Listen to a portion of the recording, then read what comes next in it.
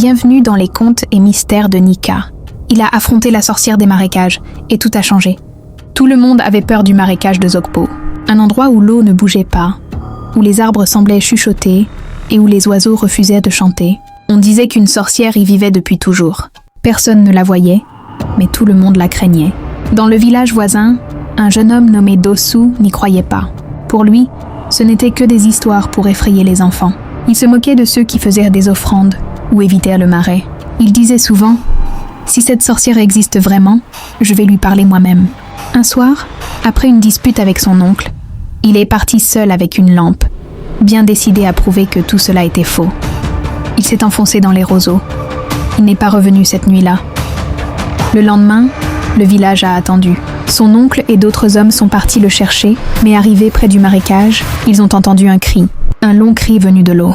Ils ont fui. 2 jours plus tard, Dosu est revenu. Sale, fatigué, silencieux. Il ne parlait pas, ne mangeait pas. Il restait assis, les yeux dans le vide. Le village entier le regardait, figé. Qu'avait-il vu? Une nuit, Dosu a murmuré « Elle n'est pas un monstre, elle pleure ».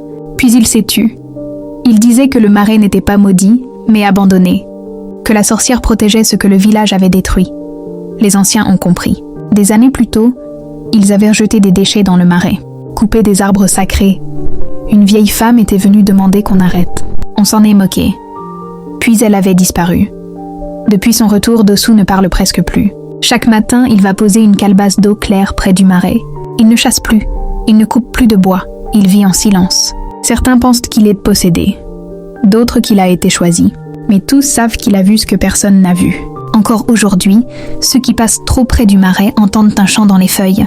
Doux, triste, pas effrayant. La sorcière des marécages n'est pas là pour faire peur. Elle est là pour rappeler que la nature ne se venge pas. Elle se souvient. Dis-moi en commentaire si tu penses que la sorcière voulait vraiment du mal, ou si elle protégeait quelque chose. Abonne-toi à la chaîne, likes, tag, commente. Et n'hésite pas à activer la cloche de notification pour plus de récits captivants et troublants.